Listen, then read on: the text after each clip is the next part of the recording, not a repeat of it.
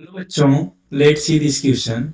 यहाँ पे हमें क्वेश्चन दिया गया है, let u equal to this integration that is 0 to π/2 cos 2π/3 sin square x dx और v दिया गया 0 से π/2 cos π/3 sin x and dx। Okay, हमसे पूछा गया u और v के बीच में रिलेशनशिप क्या है। ठीक है, यहाँ पे हमसे रिलेशन पूछा गया। तो चलिए मैं आपको छोटा सा की कॉन्सेप्ट बता देता हूँ। यहाँ पे जो कॉन्सेप्ट है वो ये है कि एक इंटीग्रेशन का छोटा सा कॉन्सेप्ट होता है कि मान लीजिए एक इंटीग्रेशन दिया है ए से बी और यहाँ पे एफ एक्स है और ये डी एक्स है। ठीक है, तो जो इसकी इंटीग्रेशन की वैल्यू होती है ना, वो ऐसी होती है, f of sum of upper limit plus lower limit minus x and d x. ठीक है, ये होती है, तो ये वैल्यू आती है। ठीक है, चलिए मैं यहाँ पे आपको एल एच एस लूंगा। क्या लूंगा? L H S. L H S means you को लूंगा और u को v के समथिंग लाइक लाने का कोशिश करूंगा, जिससे कि वो हम u और v के बीच का समथिंग कुछ रिलेशनशिप निकाल सके। देखिए q है यहाँ पे 0 से π/2 cos of 2π/3 sine of square x dx। ठीक है, तो मैं u कैसे ले लूंगा? जो मैं यहाँ पे प्रॉपर्टी है ना, इस प्रॉपर्टी का अप्लाई करता हूँ। 0 से π/2 cos of 2π/3 sine of square, यहाँ पे क्या आ जाएगा? π/2 माइनस एक्स। ठीक है, और ये dx आ जाएगा। अब देखिए इस इक्वेशन को, जो ये वाली इक्वेशन है, इसको मैं फर्स्ट माना हूँ। ठीक है, इसको मैं क्या माना हूँ? फर्स्ट। और ये जो इक्वेशन है, अभी इसको और सॉल्व करते हैं। यहाँ पे देखिए आप साइन स्क्वायर π/2 माइनस एक्स। ठीक है, ये क्या आएगा? Sine change into cos. ठीक है, यहाँ पे क्योंकि ये π/2 है तो साइन कॉस में चेंज हो जाएगा। तो क्या यू मिलेगा हमें? 0 से π/2 cos of 2π/3 sine square x और dx। ठीक है, इसको मैं सेकेंड इक्वेशन मानूंगा। ठीक है, ये इक्वेशन सेकेंड आ जाएगी।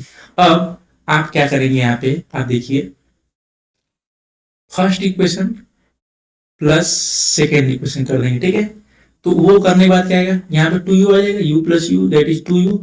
एक इंटीग्रेशन आ जाएगा 0 से π/2 कॉस, उसके बाद क्या आ जाएगा हमारा? कॉस, हम क्या लिखेंगे? Cos of 2π/3 that is sine of square x dx plus आगे क्या आएगा हमारा? Second term that is cos of 2π/3, यहाँ क्या जाएगा? कॉस स्क्वायर एक्स और dx। ठीक है, अब इसके बाद हम क्या करेंगे? यहाँ पे कुछ प्रॉपर्टी देखिए क्या इम्प्लीमेंट होती है।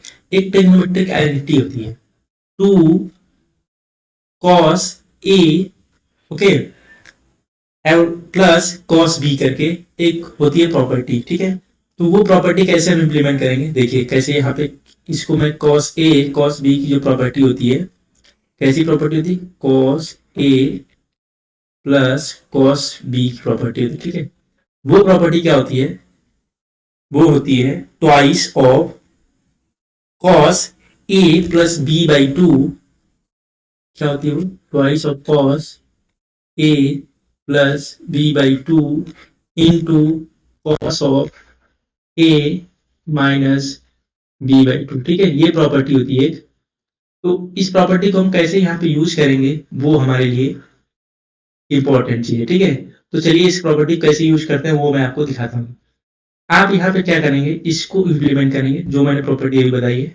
तो लिमिट लगा दीजिए इंटीग्रेशन की 0 से π/2, इसके बाद ट्वाइस आ जाएगा, सेम प्रॉपर्टी अप्लाई करिए, कॉस कॉस, अब इसके अंदर की चीजों को सम करिए, 2π/3 कॉमन ले लीजिए, यहाँ क्या आएगा? Sign square x plus cos square that is 1, यहाँ पे 1 कर दीजिए, अपॉन में 2 कर दीजिए। ठीक है, इनटू कॉस, आप देखिए यहाँ पे 2π/3 को कॉमन लीजिए और यहाँ पे क्या आ जाएगा? Sign square x minus cos square x, और ये अपॉन तो रहेगा ही, अपॉन 2, और ये हो जाएगा हमारा dx। ठीक है, तो इसको कैसे सॉल्व करेंगे? इंटीग्रेशन 0 से pi by 2 twice of cos, ये 2 से 2 कैंसिल होगा, ठीक है, तो हमारे पास क्या बचेगा? कॉस पाई बाई 3, ठीक है, इंटू, अब यहाँ देखिए sign square x minus cos square x क्या होता है? कॉस 2x होता है, और ये 2 से 2 कैंसिल कर दिया, ठीक है, तो कॉस यहाँ क्या आएगा? Pi by 3 into cos 2x हो जाएगा, और ये ब्रैकेट में, और यहाँ पे हमारा dx आ जाएगा। अब इसको कैसे सॉल्व करेंगे? नेक्स्ट स्टेप देखिए, ठीक है, नेक्स्ट स्टेप में आपको दिखाता हूँ। ये हमारा 2 है, ठीक है, अब मैं यहाँ पे क्या करूंगा, मैं 2x को जो यहाँ पे है ना उसको t मानूंगा और इस इंटीग्रेशन को सॉल्व करने की कोशिश करूंगा, ठीक है, तो देखिए कैसे करूंगा। यहाँ पे मैं माना 2u is equal to, that is 2, हमारे पास क्या था? x था, यस हमारे पास x है, नॉट u, तो हमारे पास x है, तो मैं इसको क्या करूंगा? 2x मान लूंगा, ठीक है, तो यहाँ पे आ जाएगा हमारा x। अब देखिए 2 dx is equal to dt आएगा, dx is equal dt by 2 आ जाएगा, तो सब्स्टिट्यूट करिए। सब्स्टिट्यूट कैसे करेंगे? देखिए हमारे पास यहाँ पे जब सब्स्टिट्यूट करेंगे तो क्या आएगा, इसको में देखिए आप ओरिजिनल इक्वेशन में, तो यहाँ पे आप देखेंगे 2 से 2 यहाँ कैंसिल होता दिख रहा है, ये कैंसिल हो जाएगा, ठीक है, और cos pi by 3, okay, that is cos 60, तो वो क्या होता है? वो हमारा होता है 1/2, ओके, तो इसको भी हम लिख लेंगे, और ये cos pi by 3 into cos 2x है, तो इसको हम देखते हैं, ठीक है, तो कैसे हम करेंगे? हमें मिलेगा u is equal to cos that was 0 से पाई बाई 2 और कॉस 60 डिग्री, तो हमारे पास क्या आ जाएगा? 1/2 मैंने बाहर ले लिया क्योंकि ये कांस्टेंट है, ठीक है, इसके बाद कॉस, यहाँ देखिए पाई बाई 3, ठीक है, इंटू कॉस 2x की जगह क्या मैं रखा हूँ? t, ठीक है, और ds की जगह मैं क्या रखूंगा? dt बाई 2, ठीक है, तो हमारे पास क्या आ जाएगा? इसको जब हम सॉल्व करेंगे तो ये यहाँ पे हमारा dt बाई 2 आ गया, तो इसको हम इस तरह से करेंगे, u इज इक्वल टू 1/2 को बाहर लीजिए, फिर आ जाएगा 1/4, और फिर 0 से pi by 2 cos of pi by 3 into cos T D T.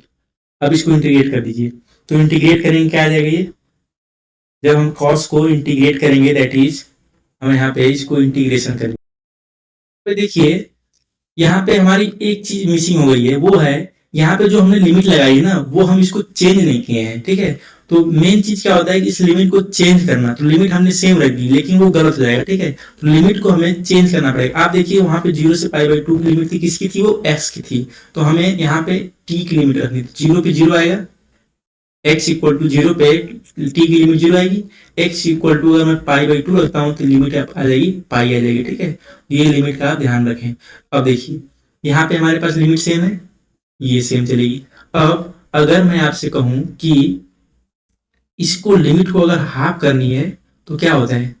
Twice हो जाता है, तो 1/4 ये प्रॉपर्टी है, ठीक है, और ये आ जाएगा cos pi by 3 into cos T, और ये डी टी आ जाएगा, ठीक है, अब यहाँ पे 1/2 आ जाएगा। तो देखिए एक प्रॉपर्टीज मैंने जो अभी डिस्कस की थी वहां पे आपसे a प्लस बी माइनस एक दो की कॉन्सेप्ट में, वो चीज मैं यहाँ पे इम्प्लीमेंट करने जा रहा हूँ, तो आप देखिएगा ये 1/2 आ जाएगा, इंटीग्रेशन ऑफ 0 से पाई बाई 2, और यहाँ क्या आ जाएगा? Cos pi by 3 into cos of pi by 2 minus T, ये मैं इम्प्लीमेंट कर दिया, ठीक है, तो यहाँ से हमें क्या मिलेगा? 0 से पाई बाई 2 मिल जाएगा, कॉस पाई बाई 3 इंटू आपको यहाँ मिलेगा साइन टी, और ये डी टी, ठीक है, यहाँ पे भी डी टी हमारा आएगा, डोंट मिस डी टी, ये डी टी आ गया हमारा। अब यहाँ पे हमारा ये आ गया 0 से पाई बाई 2, और हम यहाँ पे 1/2 मिसिंग कर रहे हैं, ठीक है, तो ये 1/2 हम इसको लिख देंगे। अब देखिए ये जो टर्म है, ये टर्म ये किसकी इक्वल है?